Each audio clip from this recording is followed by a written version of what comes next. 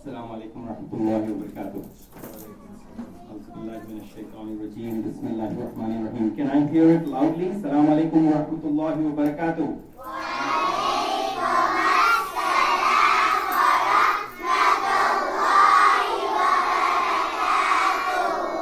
That's more like it.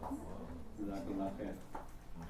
I would like to welcome all the parents, grandparents, friends, everyone here today.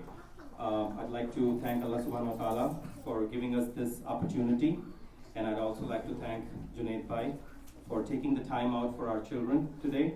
He has a very busy schedule. He flies out tomorrow. He's been just running around, I know, as much as I know, from one event to another.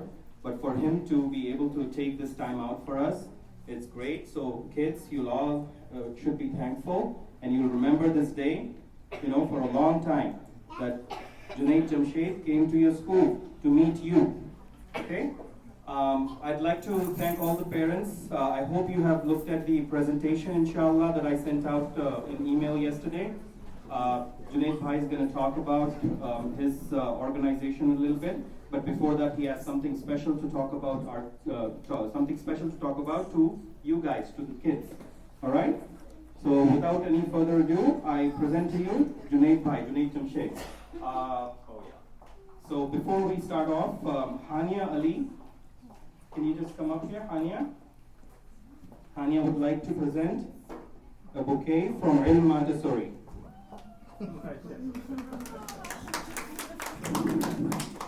And then we have Ahmed Dawi. We, all the ILM staff, everyone got together and have a gift, a small gift for Junaid Bhai, and Ahmed Dawi would like to present it. How old are you, Ahmed? Come here. How old are you? You're 4? MashaAllah. So again, thank you, Junaid Bhai. Thank you very much. Jazakumullah khair. بسم الله الرحمن الرحيم نحمده ونصلي على رسوله Janab Ravi Sahab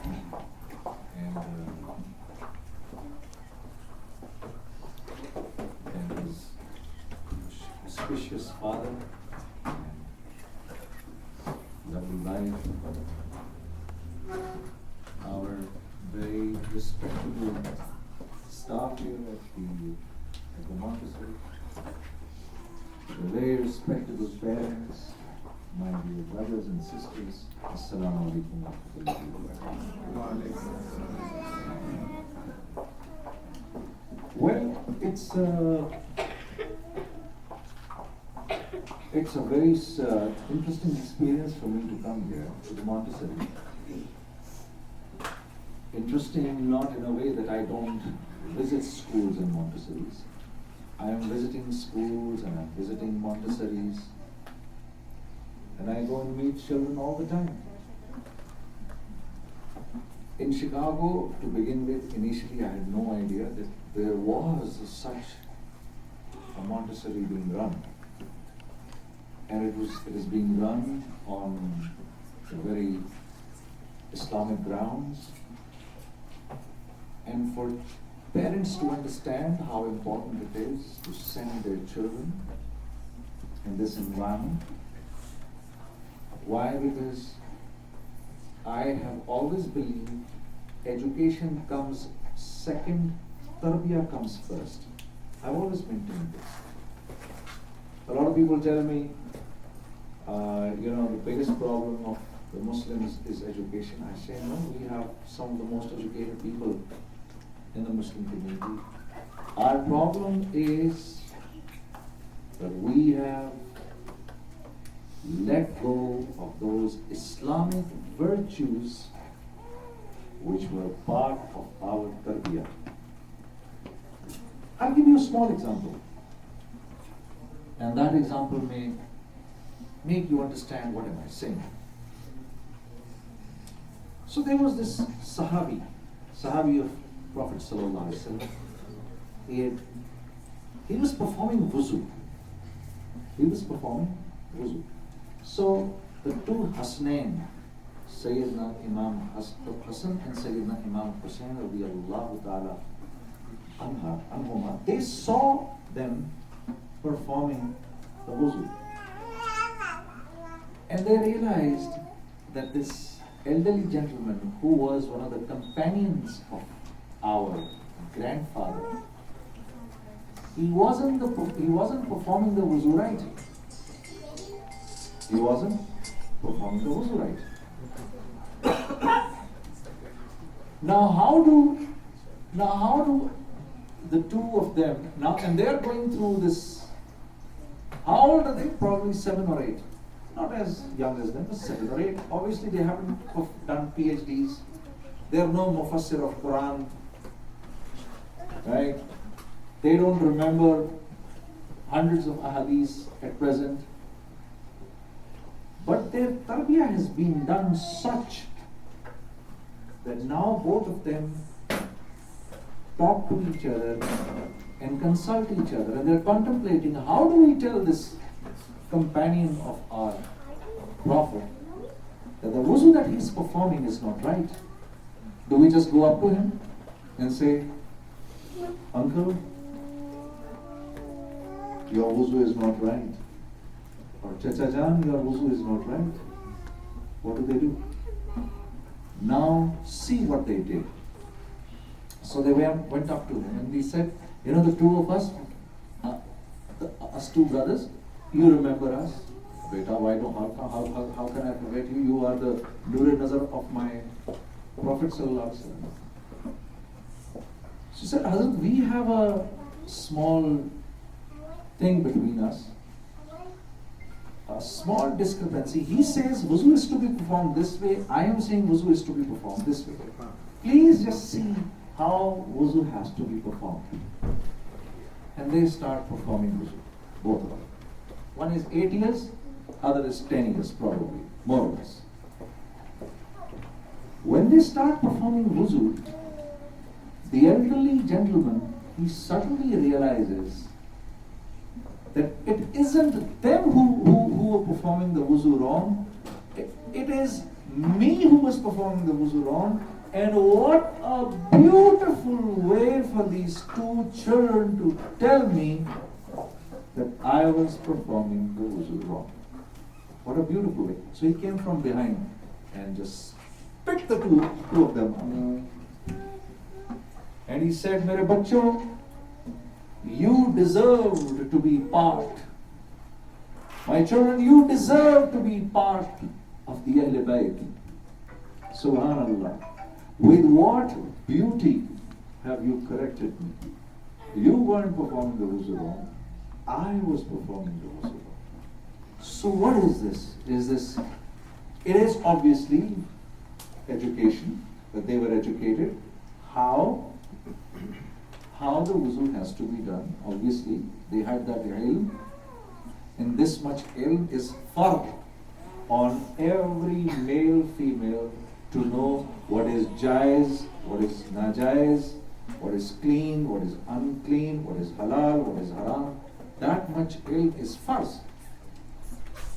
Yet, look at the tarbiyah that was part of that house of the Ahl Bayt.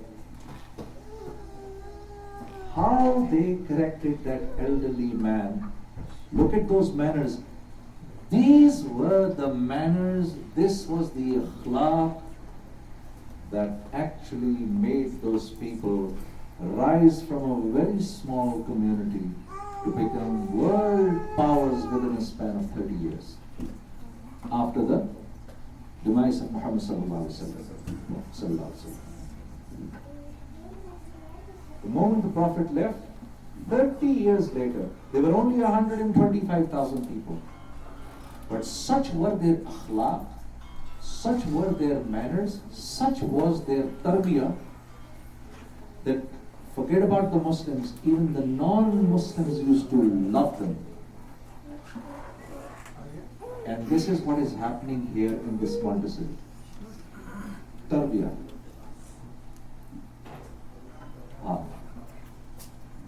I remember in school, We used to hear, إِذَا جَاءَ نَصْرُ اللَّهِ وَالْفَتْحُ وَرَأَيْتَ النَّاسَ يَدْخُلُونَ فِي دِينِ اللَّهِ أَفْوَاجًا. I don't ever remember trying to memorize this surah. We used to hear it in school. Remember it. I don't remember ever trying to memorize Qul Huwallahu Ahad or Alam Tara Kayfa Fa'ala Rabbuka or Iza Zulzilatil Ardu Zilzalaha. I don't ever remember. We were just taught in school. This was all part of, you know how what an important role tarbiyah plays. I just narrated you one of the incidents 1400 years ago. I'll narrate you something right now. So there was this teacher in school, and she was asking all the children, what would you like to be? So she asked one of them, what would you like to be? So he said, I'd like to be an engineer. MashaAllah, great. What would you like to be, son? He says, I'd like to be a medical doctor. Ah, very nice. So what would you like to be? I'd like to be a lawyer. Wow. And beta, what would you like to be? He says, I'd like to be a Sahabi. So she said, what's that? She had no idea what a Sahabi is. So she asked him, what is a Sahabi? He kept looking at her face and said, I don't know. But I'd like to be a Sahabi. So she called up his mother. So she said, why don't you have tea with us this evening? Have tea with us. I'll tell you why did he say that.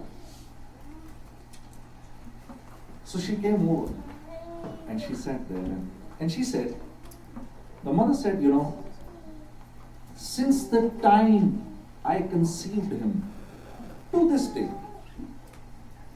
since the time I conceived him to this day, every day, there is this book, Fazail Amal, there is this book. I read this book 10-15 minutes in front of all my children. I read this book. In this book, there are fazail for the reading. Why would you read Salah? What are the benefits of Salah? Why should you read Quran? What are the benefits of reading the Quran?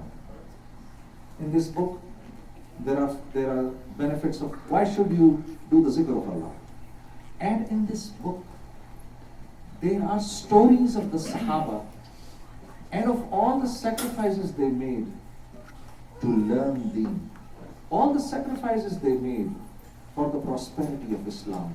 All the sacrifices they made for the word of Muhammad sallallahu alaihi wasallam. All the sacrifices they made to please Allah. It's in this book. So when I read this book, and every time I read it, he stands up and he says, Mama, when I grow up, I also want to become a Sahabi. I also want to do this for my Allah. I also want to do this for my Prophet. So this had such an effect on that teacher that she immediately covered her head. ये घर की तरबियत के ये असरात होते हैं. This is the effects of tarbiyah. So and whenever and wherever I see this happening, Pakistan, obviously there are more chances, being an Islamic country, there are more chances to get such a mahal, but in countries like the United Kingdom and the United States and Canada, for you people to create such an environment and to have your children over here is amazing. Only yesterday I was telling some friends of mine, this man came to, this would be quite some news for you people. It was news for me too when I heard it. And that this man came to Maulana Ashraf Ali Thanvi Sahib, and he said, Hazrat, here is my son, 6 years old. Can you do his tarbiyah? He says, no, take him back. His tarbiyah has already been done. Take him back now. You should have brought him when he was 3 months old to me. His tarbiyah is done. Quite difficult for you to understand this. It was difficult for me to understand this too. You know, you and I living in India and Pakistan, who was the main reason why we became Muslims? Muhammad bin Qasim, right? So how old was he when he came to India? Can anybody tell me? 17 years old. आज का हमारा 17 साल का बच्चा, वो बच्चा नहीं है, वो कच्चा है, कच्चा। हमने उसको कच्चा बना दिया। हम बड़ा ही नहीं होने देते बच्चों को। बेटा तुम बच्चे हो। If I hadn't gone to the boarding school at the age of 16, I probably would not have grown myself. The day I went to the boarding school, that's when I learned how to be a man. At the age of 16.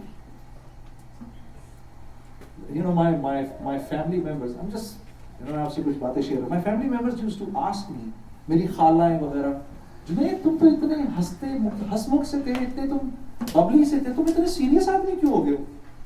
मैं कहता था उनको मजाक में, मैं कहता था खाला वक्त पर हालात. अभी खुद जाकर खुद कमाना है, खुद खाना है, खुद पीना है, नहीं कुछ मिला तो भूखे रहना है. 16 साल की उम्र में 26 साल का बन गया था मैं. ये तो हम बच्चों को बड़ा ही नहीं होने देते अपने बच्चे. बच्चा है, ये बच्चा है, ढांगड़ा इतना बड़ा. ये तो तुम दो बेवकूफ माँ बाप की वजह से ये भी बिल्कुल बेवकूफ है. तुम दोनों बेवकूफों की वजह से ये इतना रह गया. तुम्हें तो इसको तो बड़ा हो जाना चाहिए. 12-13 साल की उम्र में तो औरत लड़की शादी के काबिल हो जाती है, पूरी फैमिली चला सकती है वो. ये तो हम बड़ा ही नहीं होने देते बच्चों को, बदकिस्मती से. वो 17 साल का नौजवान, उसने सारे हिंदुस्तान को मुसलमान कर दिया. ये बदकिस्मती है हमारी. You look at these people, ये जो गैर हैं, ये अपने बच्चों की कैसी तरबियत करते हैं. 15-16 साल के बच्चे को ऐसा initiative, 14-15-16 years child is taking initiative. हमारी औलादे हैं, तुम्हें तो बच्चे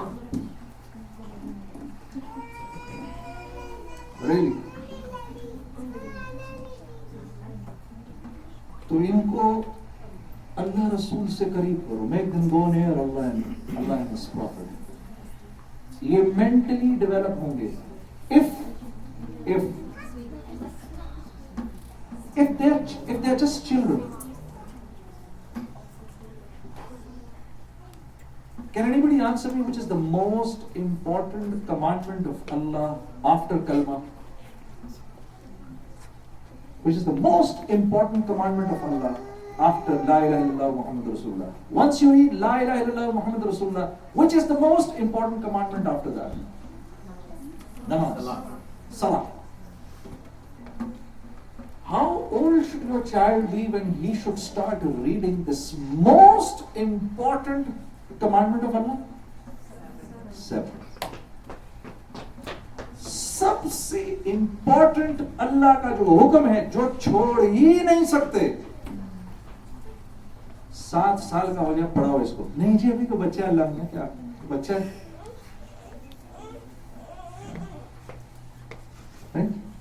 या अल्लाह 7 बच्चा है. तो इंसान की फितरत हो, ह्यूमन नेचर, अल्लाह तो इंसान से बेहतर ही जानता है ना ह्यूमन नेचर. उसने तो पैदा किया इंसान. ये ह्यूमन नेचर किसका बनाया हुआ है? अल्लाह का बनाया हुआ है. Allah has made this human nature for us. So why is he saying at 7? Why? Because this child is developed as a child. His habits are developed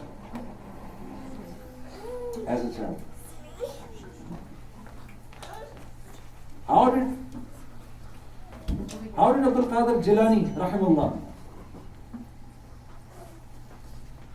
became such a big scholar, such a big name? He was a little child at the age of 11. He was being sent to learn ilm. At the age of 11. 11 साल की उम्र में, at the age of 11, he was sent to learn ilm by his mother. And as he was going,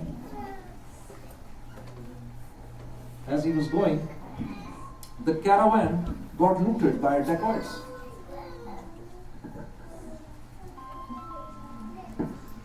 The caravan got looted by dacoits.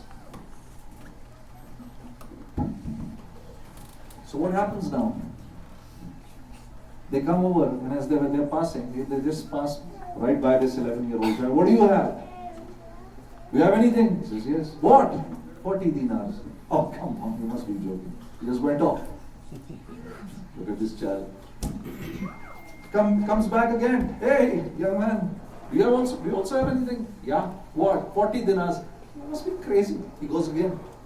Leaves him. The third time he passes, he says, what did you say you had? He said, I have 40 dinars. Are you serious? Yes, I am. I don't see anyone. No, I still have them. My mother stitched them to this jacket of mine. They're inside. There they are. He said, why? He just took him to the leader. And said, leader, he says he's got 40 dinars. Where? I can't see them. Where are they? The young boy says, here they are. He says, why did you would have written this. Why did you tell us about it? He says, because my mother said, son, never ever lie in your life. Never lie in your life. ये कहाँ से, ये तो कोई इल्म नहीं है, ये तो तरबियत है. बस मेरे दोस्तों, मेरे भाइयों, you know, the whole group of dacoits, they all made istighfar. सबने माफी मांग ली अल्लाह से, सब माल वापस कर दिया, और अल्लाह ने इस 11 साल के बच्चे को वक्त का इमाम बना दिया. Anyway, मैं किन बातों में लग गया. I am here for this very, very important thing, my dear sisters and my dear brothers. In the Quran, Allah says, لَإِن شَكَرْتُمْ لَأَزِيدَنَّكُمْ. Do my shukr and I will increase your ni'mah. One of the greatest ni'mas of Allah is clean water. You know, when I see this water in your country, this bottled water, you know, I just can't understand, why would you drink through this bottled water? It's here, so I'm drinking it. Otherwise, I never drink through this. I always drink from the sink. Because that water is much cleaner than the cleanest water available in my country. Right? मैंने तो उस पानी में पानी पिया है. I'm actually not joking. For days, I have drank from a stream. I'm drinking and frogs are jumping over here in this water. I'm drinking it. And they're jumping here. And I can actually see the tadpoles inside. तो ये तो बहुत बड़ी नेमत है. वैसे कोई अल्लाह का ही निजाम है. वो पानी पीकर बीमार नहीं होते थे, वैसे ये पानी पीकर बीमार पड़ जाते हैं. वो पानी पीकर बीमार नहीं, हम नहीं, अल्लाह ने बचाया, लेकिन a huge majority of children are suffering. So what do? We do 3 things. Number 1, we put up filtration plants in schools whereby it is very difficult to find clean water in the vicinity. So this dirty water comes in and it gets filtered, and children of this age, they drink that water. So they are saved from these terrible diseases like hepatitis A, B, and C. And once you put these filtration plants in the school, the most amazing thing that happens is people from the villages, they also come there and they fill up their buckets. And they are so grateful to you, you have no idea. The second thing that we do is we dug water pumps inside the ground, and we dig them as deep as possible so that clean water from inside, from underneath the earth comes out. And that is the second thing that we do. And you sort of dig a pump, 3-4 pumps in a village. The entire village is, by Allah's grace, they get to drink clean water.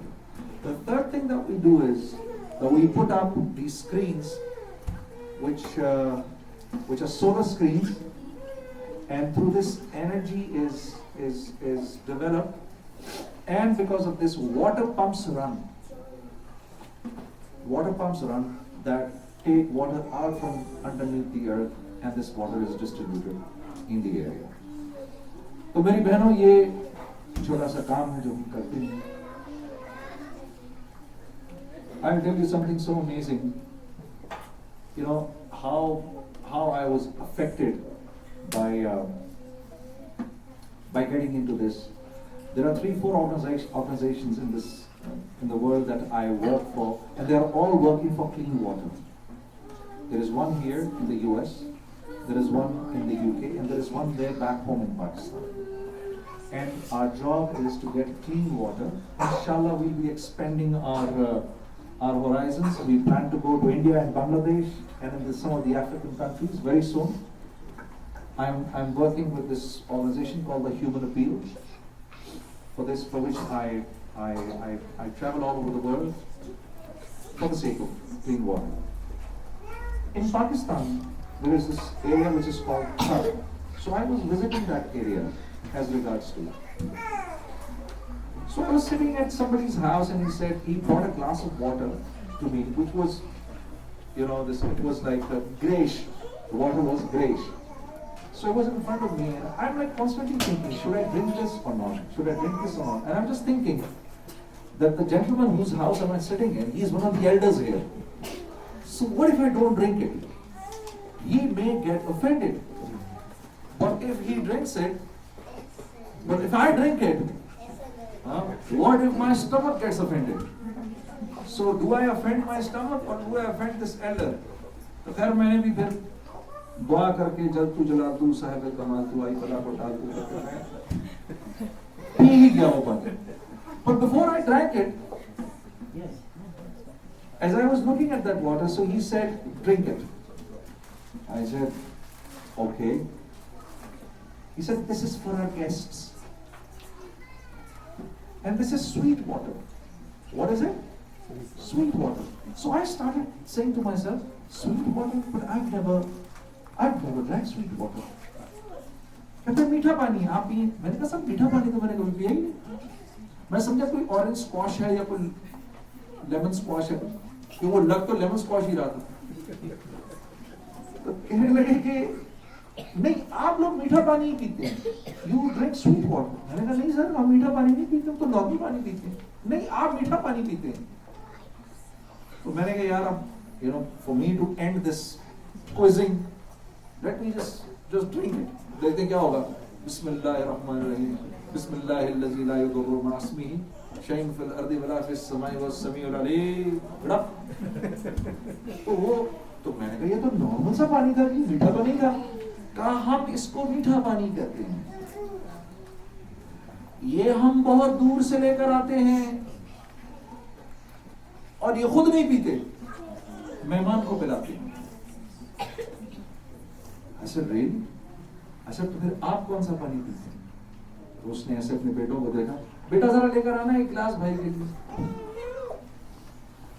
और वो एक गिलास भाई के लिए जब आया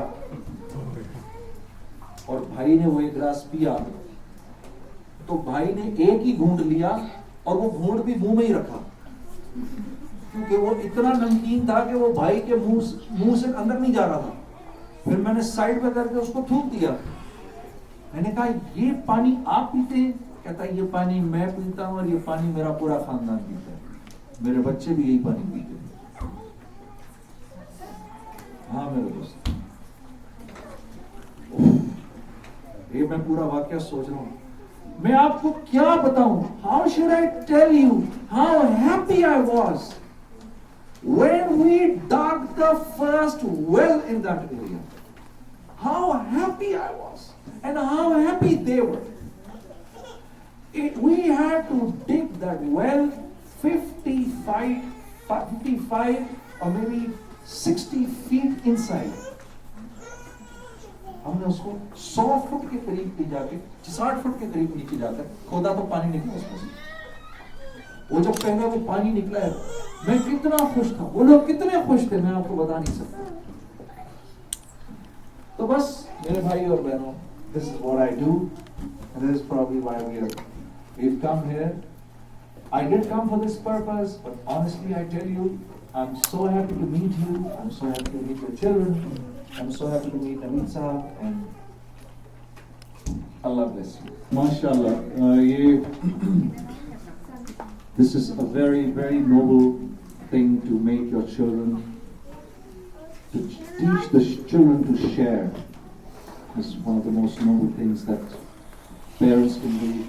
Teach them to share, teach them to be part of the charity. MashaAllah. Bless you, sir. Thank you.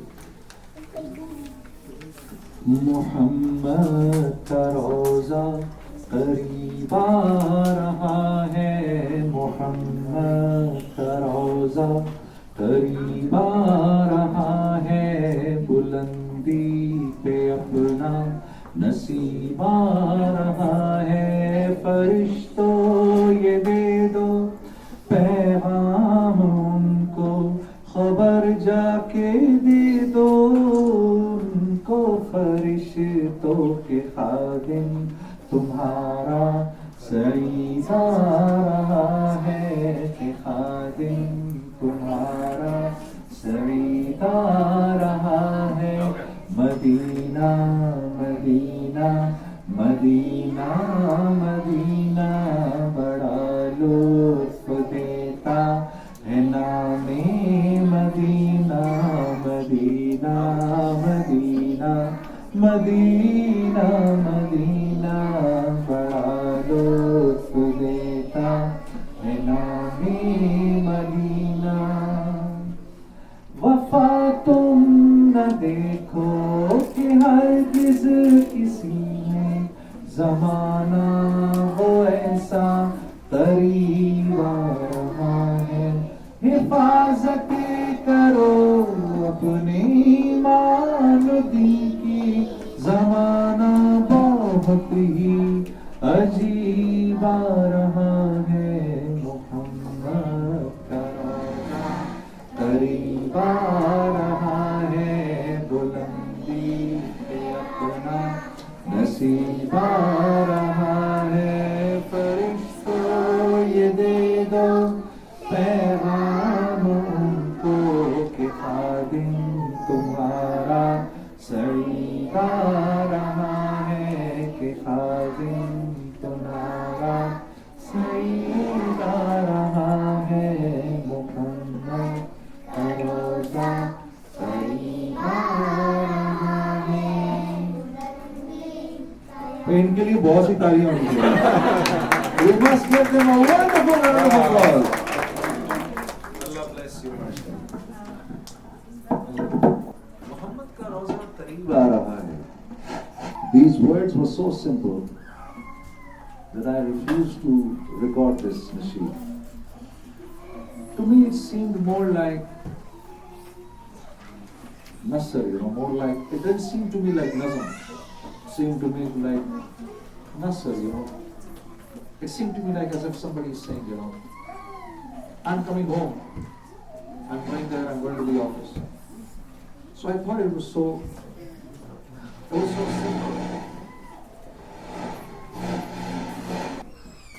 It was so simple that I thought I'd probably not read it.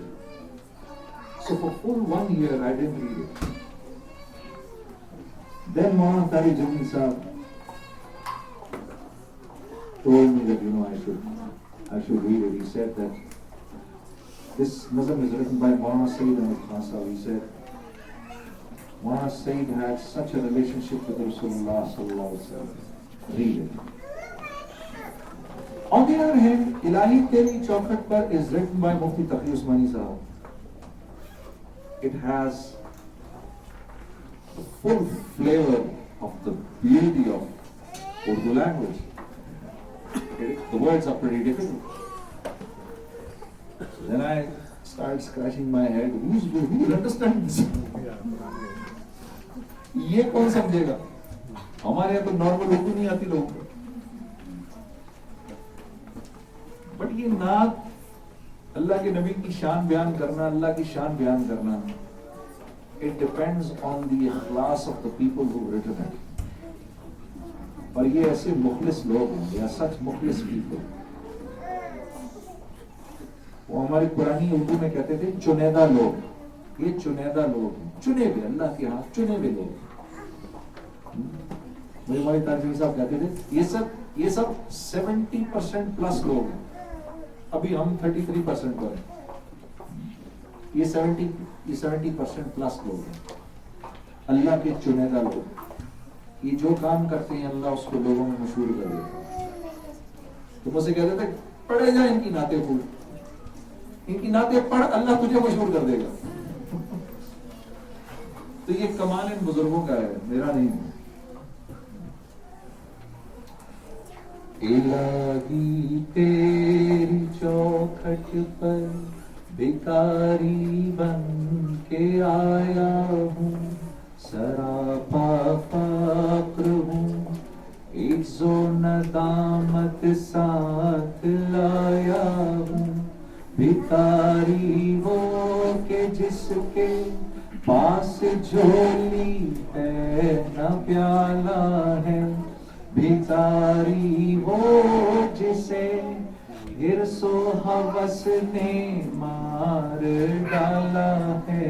متاع دین و دانش نفس کے ہاتھوں سے لٹوا کر, سکون قلب کی دولت ہوس کی بھیٹ چڑھوا کر, لٹا کر ساری پونجی غفلتوں عصیان کی دلدل میں سہارا لینے آیا ہوں.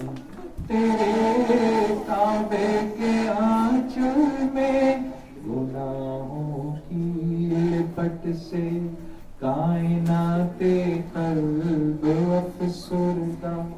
ارادے مزمحل ہمت شکستہ حوصلے مردہ, کہاں سے لاؤں طاقت دل کی سچی ترجمانی کی, کہ کس جھنجھال میں گزری ہے گھڑیاں زندگانی کی.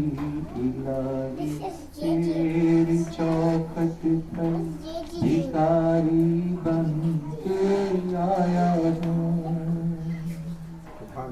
جزاک اللہ, تھینک یو.